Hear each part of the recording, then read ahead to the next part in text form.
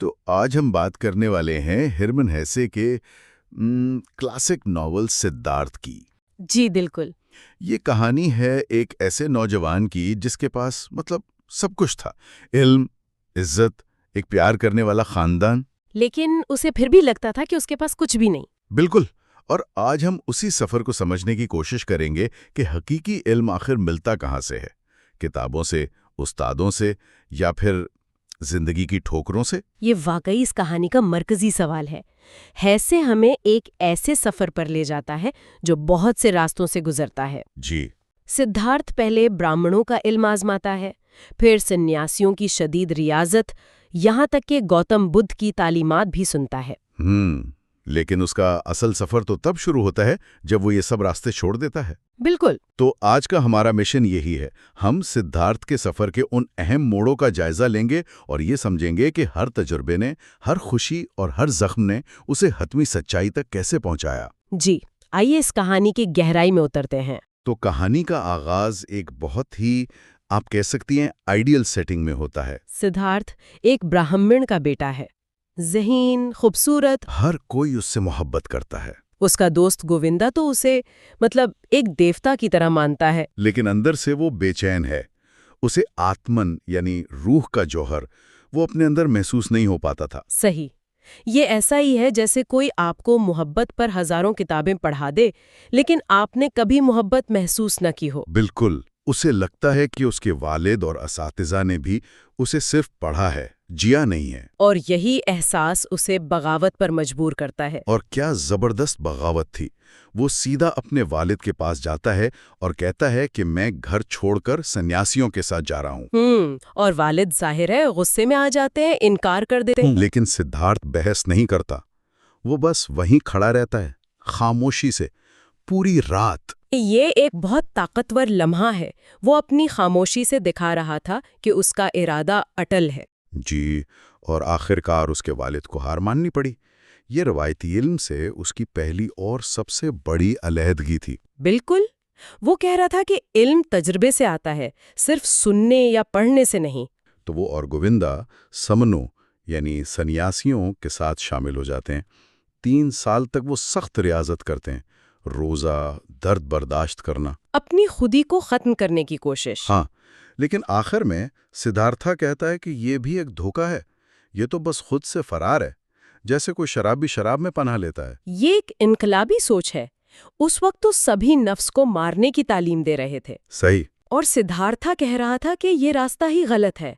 वो समझ गया था कि आप अपनी खुदी से लड़कर उसे खत्म नहीं कर सकते, क्योंकि लड़ने वाला भी तो आपकी खुदी का ही हिस्सा है। और उसने ये बात साबित भी की। वो समनों के सबसे बुजुर्ग सन्यासी के पास गया और उस पर एक तरह का जादू किया, उसे अपनी सोच के ताबे कर लिया। जी, ये दिखाने के लिए कि मैंने आपकी सारी टेक्निकें सीख ली हैं, लेकिन फिर भी अंदर से खाली हूँ। उसके बाद वो और गोविंदा वहां से भी निकल पड़ते हैं। और तभी उन्हें गौतम बुद्ध के बारे में पता चलता है, वो शख्स जिसने निर्वाण हासिल कर लिया था। एक नई उम्मीद। वो बुद्ध से मिलने जाते हैं और गोविंदा उनकी तालीमात से इतना मुतासिर होता है कि फौरन उनका शागिर्द बन जाता है। लेकिन सिद्धार्थ वो नहीं मानता। और ये कहानी का सबसे दिलचस्प मोड़ है ना? एक शख्स रोशन ख्याल बुद्ध के सामने खड़े होकर कहे कि आपकी तालीमात में एक खामी है। ये तकब्बुर नहीं था, ये गहरी समझ थी। वो बुद्ध से कहता है कि आपकी तालीमात दुनिया के निज़ाम को तो समझाती हैं, लेकिन आपके अपने रोशन ख्याली के तजुर्बे को बयान नहीं कर सकती। अच्छा। उसका कहना था कि रोशन ख्याली कोई ऐसी चीज़ नहीं जिसे अल्फाज में सिखाया जा सके, इसे सिर्फ खुद तजुर्बा किया जा सकता है। तो मतलब आप रास्ता दिखा सकते हैं, लेकिन मंजिल पर पहुंचने का एहसास हर किसी का अपना होता है। बिल्कुल। और इसी लम्हे गोविंदा उसका साथ छोड़ देता है। सिद्धार्थ जिंदगी में पहली बार बिल्कुल अकेला रह जाता है। अब उसका कोई उस्ताद नहीं, कोई रास्ता नहीं, इसे अब खुद से ही सीखना है। उसने इल्म के 2 बड़े रास्ते, रिवायत और रियाजत, दोनों को मुस्तरद कर दिया है। तो अब इसके पास बचा क्या? सिर्फ एक चीज, दुनिया, खुद। जी, और वो उसी दुनिया में गौता लगाने का फैसला करता है। और इस बार वो दुनिया को एक नई नज़र से देखता है। पहले वो इसे माया यानी एक फरेब समझता था। एक ऐसी चीज जिससे बचना है। जी, और अब पहली बार वो इसकी खूबसूरती देख रहा है। आसमान के रंग, दरिया की लहरें। और दुनिया उसे अपना पहला सबक देती है, कमला नामी एक खूबसूरत तवाइफ की शक्ल में। ये बहुत अजीब है कि एक रूहानी मुसाफिर सीधा एक तवाइफ के पास जाता है मोहब्बत सीखने। बिल्कुल, और ये ही हैसे की जहानत है।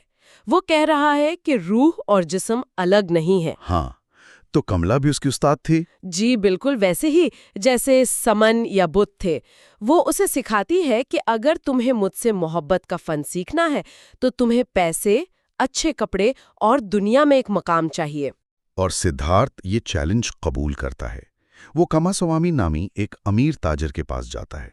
और जब कामास्वामी उससे पूछता है कि तुम्हें क्या आता है, तो सिद्धार्थ का जवाब कमाल का होता है। हाँ, वो जवाब। उसने कहा था, मैं सोच सकता हूँ, मैं इंतजार कर सकता हूँ और मैं रोजा रख सकता हूँ। जी मतलब ये क्या सलाहियतें हुई एक बिजनेसमैन के लिए? आजकल के जॉब इंटरव्यू में तो ये काम नहीं आने वाला। बिल्कुल नहीं, लेकिन सिद्धार्थ इन्हीं सलाहियतों को दुनियावी कामों में इस्तेमाल करता है। सोचने की सलाहियत, इंतजार का हुनर और मुश्किलात बर्दाश्त करने की आदत। और वो बहुत जल्द एक कामयाब और अमीर ताजिर बन जाता है। जी, लेकिन वो इस सब को एक खेल समझता है। उसका दिल उसमें नहीं लगता। वो 20 साल कमला के साथ गुजारता है, ऐशो इशरत की जिंदगी जीता है, लेकिन आहिस्ता आहिस्ता वो इस खेल से भी थक जाता है। तो एक तरफ उसने सख्त तरीन सन्यासी जिंदगी गुजारी और दूसरी तरफ 20 साल तक दुनिया की हर लज्जत चखी। लेकिन नतीजा दोनों का एक ही निकला, वही गहरा खालीपन। बिल्कुल, ऐसा यहाँ ये कह रहा है कि इंतहाएं कभी भी जवाब नहीं होती, ना दुनिया से मुकम्मल फरार और ना ही इसमें मुकम्मल डूब जाना। एक रात उसे ख्वाब आता है कि कमला का सोने का परिंदा, जो बहुत खूबसूरत गाता था, मर गया है। और उसे एहसास होता है कि ये परिंदा उसकी अपनी रूह थी, उसकी रूहानियत मर चुकी थी। इसी रात वो सब कुछ छोड़कर चुपके से शहर से निकल जाता है।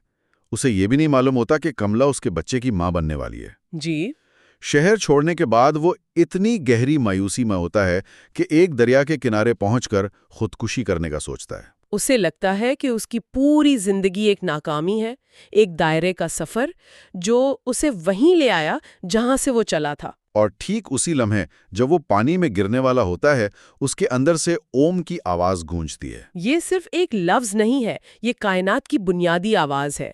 ये आवाज उसे याद दिलाती है कि वो इस कायनात का हिस्सा है, अलग नहीं है। ये उसे उसकी रूहानी जड़ों से दोबारा जोड़ देती है। जी, वो वहीं सो जाता है और जब जागता है तो एक नया इंसान होता है।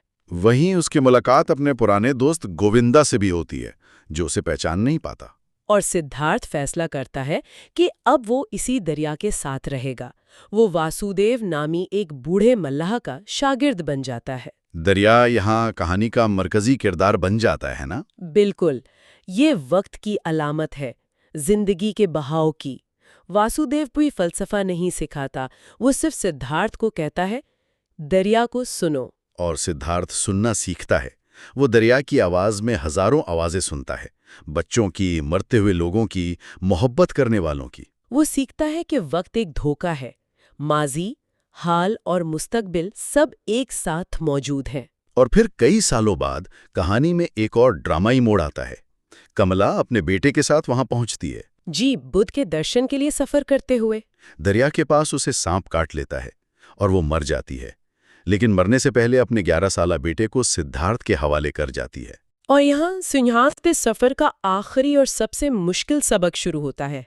वो पहली बार किसी से बेगर्ज तकलीफ दे मोहब्बत का तजर्बा करता है। जी, ये मोहब्बत उसके लिए एक नया जख्म बन जाती है।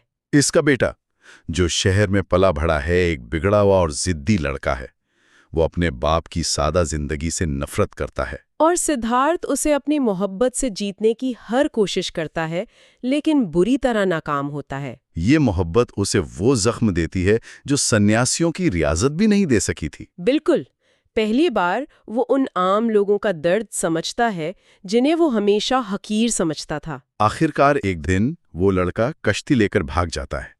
सिद्धार्थ उसका पीछा करता है, लेकिन फिर रुक जाता है। उसे याद आता है कि किस तरह उसने भी अपने वालिद को छोड़ा था और उसके वालिद ने उसे जाने दिया था। उसे एहसास होता है कि उसे भी अपने बेटे को उसका अपना रास्ता तलाश करने के लिए आज़ाद छोड़ना होगा।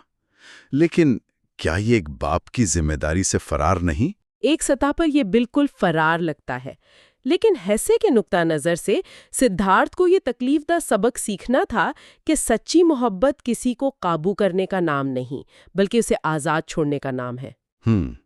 ये जख्म उसे हतमी दानाई के करीब ले जाता है, क्योंकि अब वो दुनिया के हर इंसान का दर्द समझ सकता था। अपने बेटे को खोने के गहरे दुख के बाद वो वासुदेवों के साथ दरिया को सुनता है।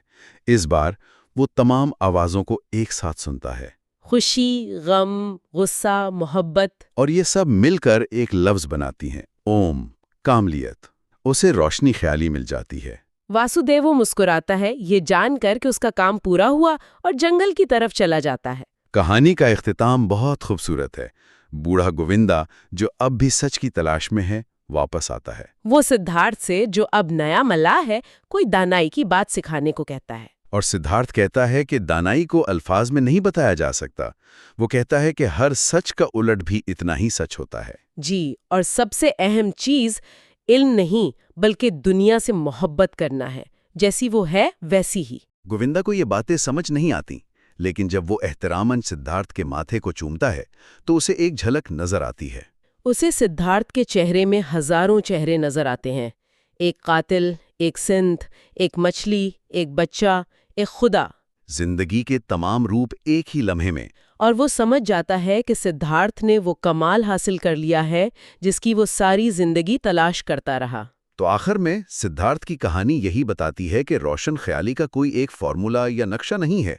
जी, ये जिंदगी के तमाम तजुर्बात को, अच्छे और बुरे, रूहानी और दुनियावी, पूरी तरह जीने और कबूल करने से मिलती है। हर गलती एक सबक थी और हर जख्म एक उस्ताद। तो आखिर में एक सवाल हमारे सुनने वालों के लिए छोड़ जाते हैं। क्या हकीकी दानाई हर चीज को जानने की कोशिश छोड़कर सिर्फ दुनिया से मोहब्बत करने में है? क्या इस दुनिया को उसकी तमाम खामियों और तजादात के साथ कबूल कर लेना ही रोशन ख्याली की सबसे ऊंची मंजिल है?